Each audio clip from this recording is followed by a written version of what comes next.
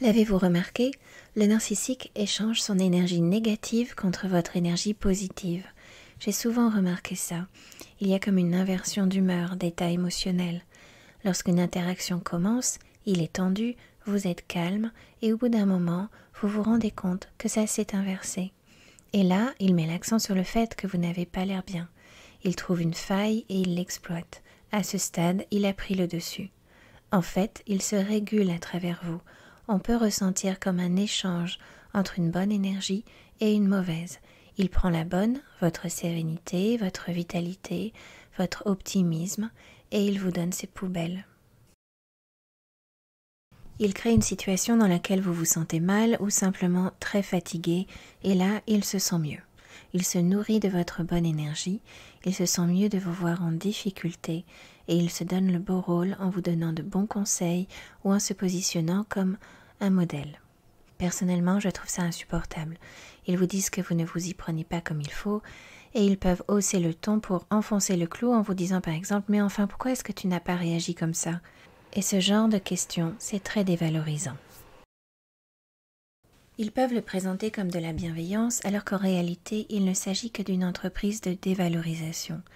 Je pense par exemple à quelqu'un qui, un jour, m'a demandé avec véhémence pourquoi je n'avais pas fait X et le jour d'après, pourquoi je n'avais pas fait Y, sachant que X et Y s'opposaient dans cette situation précise et qu'il n'y avait pas d'autre option que X ou Y. Cela signifie quelque chose de simple. Il n'a pas la solution, mais il agit comme s'il l'avait. Et cela uniquement pour mettre l'accent sur le fait que vous avez échoué selon ses standards, avec les conclusions que l'on peut en tirer, qui sont plutôt dévalorisantes pour soi-même. Il crée également parfois des situations de toutes pièces pour susciter des émotions fortes chez vous, pour vous mettre en échec, même si au départ il se présente comme ayant besoin d'aide et rien de ce que vous lui proposez ne le satisfait. Il peut même finir par s'en prendre à vous, alors que vous avez juste tenté de l'aider.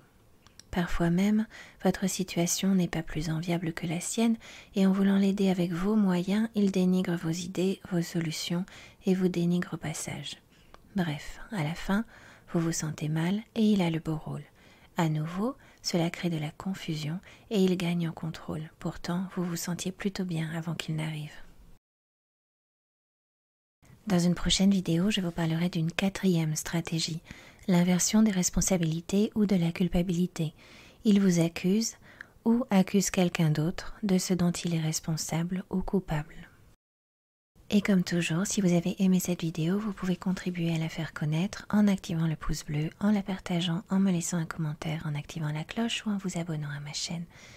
Et en attendant de vous retrouver, je vous souhaite une belle semaine.